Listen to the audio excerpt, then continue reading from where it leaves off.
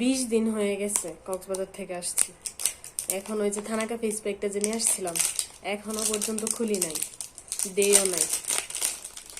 এখন ভাবলাম যে না একটু দেই, আনছি যেহেতু এখনো দেই নাই। এটা আবার কি চকলেটের মতো সুন্দর একটা স্মেল বের হয়েছে। এটা কি বুঝতে পারতেছি না, লিখাও তো বুঝি না, কারণ হচ্ছে না ইংরেজি না বাংলা, কি লিখা কিছু তো বুঝিও না। এই যে কেমন জানি লেখাগুলো বুঝি না, এটা জানি কি।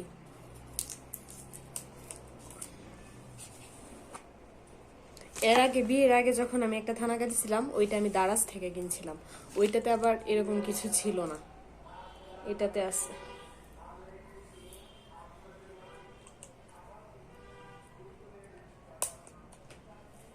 এই যে